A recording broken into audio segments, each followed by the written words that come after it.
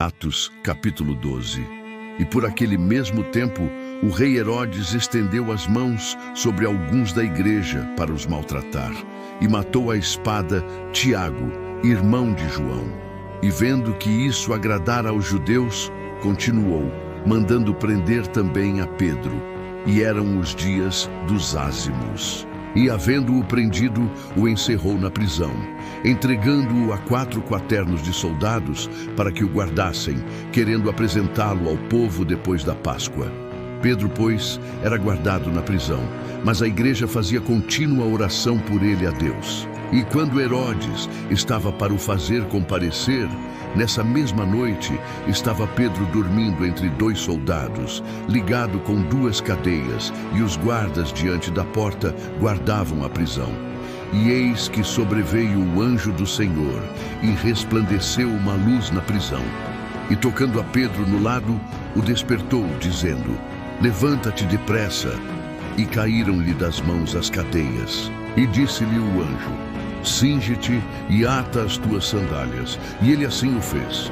Disse-lhe mais: "Lança às costas a tua capa e segue-me." E saindo, o seguia. E não sabia que era real o que estava sendo feito pelo anjo, mas cuidava que via alguma visão. E quando passaram a 1ª e 2ª guardas, chegaram à porta de ferro, que dá para a cidade, a qual se lhes abriu por si mesma. E tendo saído, percorreram uma rua. E logo o anjo se apartou dele. E Pedro, tornando a si, disse: "Agora sei verdadeiramente que o Senhor enviou o seu anjo e me livrou da mão de Herodes e de tudo o que o povo dos judeus esperava."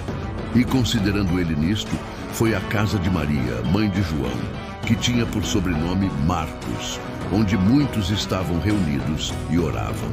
E batendo Pedro à porta do pátio, uma menina chamada Rode saiu a escutar, e conhecendo a voz de Pedro, de gozo não abriu a porta. Mas correndo para dentro, anunciou que Pedro estava à porta. E disseram-lhe: "Estás fora de ti." Mas ela afirmava que assim era. E diziam: "É o seu anjo." Mas Pedro perseverava em bater, e quando abriram, viram-no e se espantaram. E acenando-lhes ele com a mão para que se calassem, contou-lhes como o Senhor o tirara da prisão e disse: "Anunciai isto a Tiago e aos irmãos." E saindo partiu para outro lugar. E sendo já dia, houve não pouco alvoroço entre os soldados sobre o que seria feito de Pedro. E quando Herodes o procurou e o não achou, feita inquirição aos guardas, mandou-os justiçar. E partindo da Judéia para Cesareia, ficou ali.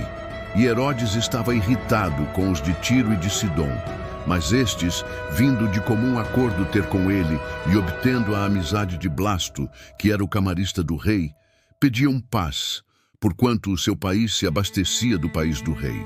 E num dia designado, vestindo Herodes as vestes reais, estava assentado no tribunal e lhes fez um discurso. E o povo exclamava: "Voz de Deus, e não de homem."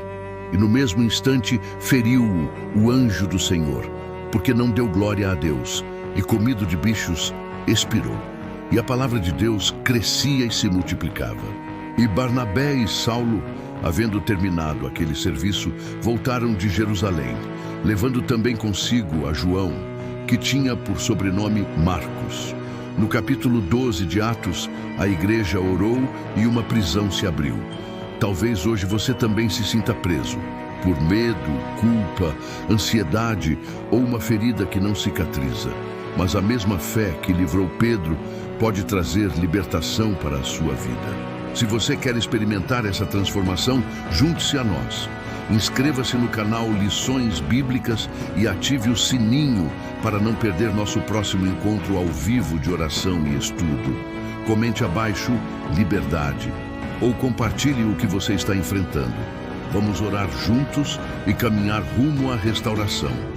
Dê esse passo de fé agora e venha ver Deus abrir portas onde tudo parecia fechado.